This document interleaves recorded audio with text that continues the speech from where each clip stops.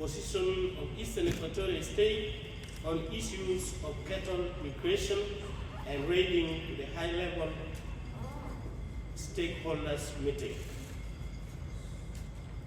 The communities of Eastern Equatoria State have always coexisted with their neighboring communities. The harmonious settlement of indigenous ethnic communities in their respective ancestral land have ensured peace among the local communities in the state.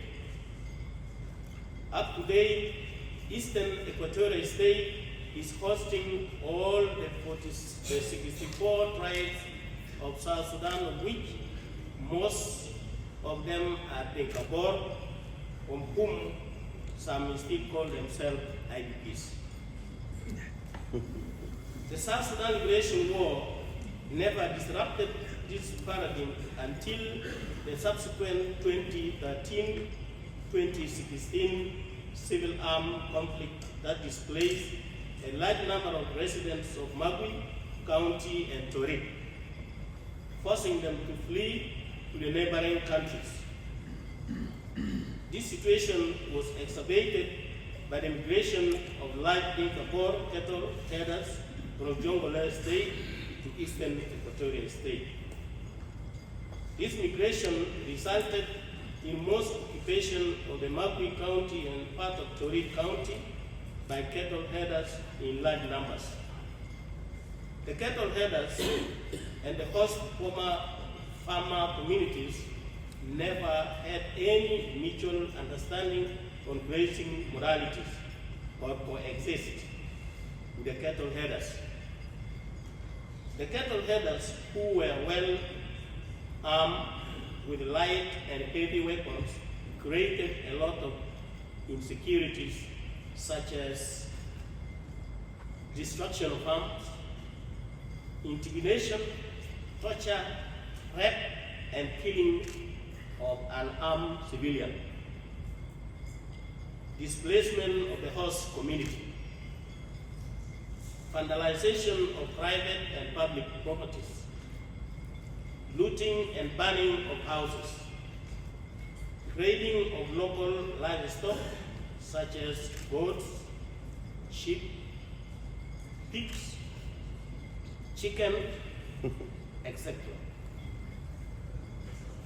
The outcry of the people of Eastern Equatoria State led to the 2017 presidential order that ordered all the cattle from other states to leave the Equatorial region and return to their home state. In that regard, the people of Eastern Equatoria State appreciated His Excellency the President, Salva Kiir Mayardit, for taking the initiative to return these cows to their home of origin, to his home of origin. Despite the stand of the President to issue the presidential order of 2017, the Dinka Bor cattle herders in 2021 and 2022 intentionally violate the order by forcibly bringing their cattle into Eastern Equatoria State with heavy weapons, causing destruction of property, looting, rape, and killing.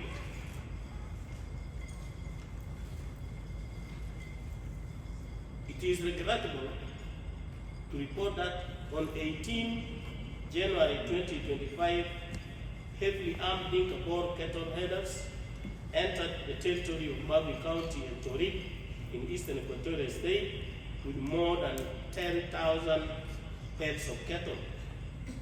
This was a direct violation of the 2017 presidential order of the return of cattle to their homeland and the resolution number 7 of the 8th Governors Forum that states that the national government to relocate all cattle camps and armed cattle herders from Greater Equatoria back to their state of origin.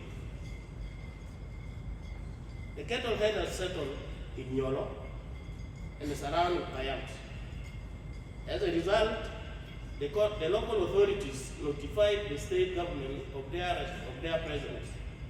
On hearing the reports or the president of the cattle headers in Magui and Torit, and the people's complaint of destruction of their farm by the cattle, harassment, and intimidation. The State Security Committee, headed by His Excellency, the Governor, Louis Lobong-Lojore, who visited the cattle herders and advised them to come into terms with the host communities on modalities of grazing. Even though the cattle herders pleaded with the local communities to allow them to graze and promised to compensate for the losses caused by the cattle in the farms, the host communities refused to agree and requested the cattle herders to return to their home area. Despite the days the cattle herders were told to leave the area, they were reluctant to leave. Unfortunately, on the 31st January 2025, Google cattle herders, cattle raiders from Greater Bor administrative area launched an attack on Bor cattle camps and dropped away thousands of cattle. Surprisingly, the Dinka Bor cattle herders launched an indiscriminate attack on the host communities of Magui and Torit counties in the state for following their raided cattle. Subsequently, many armed Dinka Bor were transported with vehicles from Bor, Mangala, Cherikat, and Nimule. They marched and burned villages in Agoro, Chomboro, Nyolo, Ame, and Palonganyi. This group carried massive destruction, and they were marching towards Magui town until the security forces were deployed to protect the town. Your Excellency, the first Vice President, these are some of the issues that the impact that affect the people of Magui. One, over 6,860 houses were burned into ashes. Two, 25 civilians were killed. 3 persons were wounded. 3 children were abducted. The public institutions, such as schools, community centers, government offices, and health facilities, vandalized and burned. Food stores were looted and burned what they could not carry. 7, more than 33,175 people were displaced, and they are now sheltering in Magui. 8, more than 197 livestock, goats, and sheep were raided by the cattle herders. Eastern Equatoria State is highly concerned with the act of atrocities that were carried out by both the cattle herders and the cattle raiders in the state. We further noted that the Greater Jongole communities are directly exporting their communal conflict to Eastern Equatoria and making it a battleground.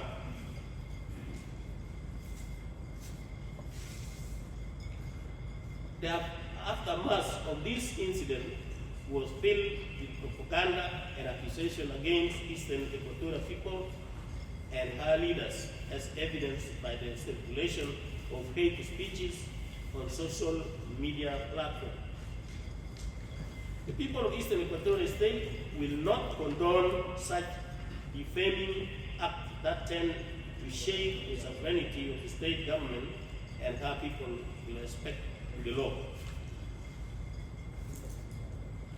We, the community of Eastern Equatoria State, hereby resolve that 1. We strongly condemn the inhuman act of the cattle herders and the raiders for importing their proxy conflict to Eastern Equatoria State. 2. The Dinka Bor cattle to be immediately evacuated from Eastern Equatoria State. 3. The Dinka Bor youth must apologize for tarnishing the image and name of the leaders and people of Eastern Equatoria, more especially His Excellency, the Governor, Louis Lobong Lodero.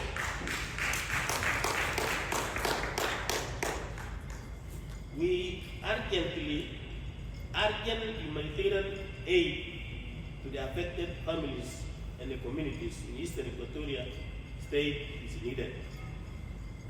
We urge the youth and some of the leaders of Bor to refrain from using the social media to spread hate speeches, false and blameless, baseless propaganda against the people, the government, and the leaders of Eastern Equatoria State. Recommendation. We, the people of Eastern Equatoria State, do hereby recommend the following. 1. The government and stakeholders should investigate the root causes of the Dinka Bor cattle herders migration to other states, causing problem and finding best ways to address them. 2. The government should find ways to disarm the civil population. 3. The government to address the issues of child abduction, especially the use of later people. 4. Introduction of livelihood, diversification, and alternative income generation activities to the respective communities, especially the raiders. 5. Strengthen the implementation of law enforcement and justice system. So these are our issues that made us to come up with this paper.